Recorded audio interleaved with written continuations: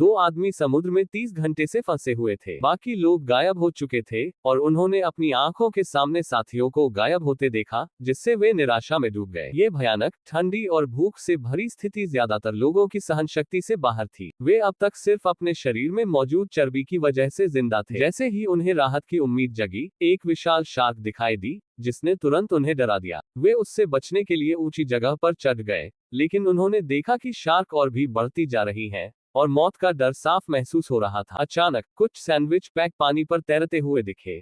भूखे और प्यासे दोनों ने तुरंत उन्हें पाने की इच्छा की, लेकिन शार्क के कारण उन्हें हासिल करना नामुमकिन था। वह उसकी नजर में मौजूद है, लेकिन उसे कोई खुशी महसूस नहीं होती। पहले जो खुशी का एहसास था, वह वाकई बहुत अच्छा लगता था। अब वह हमें संजोता है और किस्मत को समझने और सुनने के लिए तैयार है। हालांकि नीक इसे मंजूर नहीं करेगा, फिर भी वह जाने से हिचकिचाता है। ताकतवर बनो, तुम ताकतवर बनो, हम ताकतवर बनते हैं। ताकतवर बनो, तुम ताकतवर बनो, हम ताकतवर बनते हैं। हम ताकतवर बनते हैं। हम ताकतवर बनते हैं। हम ताकतवर बनते हैं। हम ताकतवर बनते हैं। हम ताकतवर बनते हैं। लहरों ने उन्हें न जाने कितनी बार पलट दिया, लेकिन उनके मन में बस एक ही विचार था, जिंदा रहना और परिवार के पास लौटना। इसी विश्वास ने उन्हें ताकत दी। हर बार गिरने के बाद वे फिर से नाव पर चढ़ जाते, लेकिन आखिरकार वे भी इंसान ही थे। 2 दिन और 2 रातों के बाद पूरी तरह थक चुके थे। खुद को बहने से बचाने के लिए उन्होंने खुद को बांध लिया। ये तरीका काम कर गया।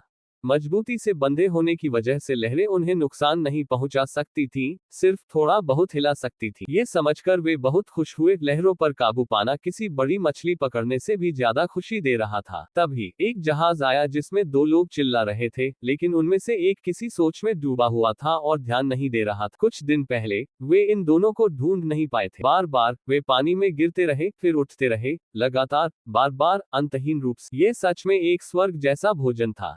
निक, जो 2 दिन से भूखा था, पागलों की तरह खाना खाने लगा, इतना कि वह उसे अगले 3 दिन और रातों तक लड़ने की ताकत दे सके। पेट भरने के बाद उनका मनोबल बढ़ गया।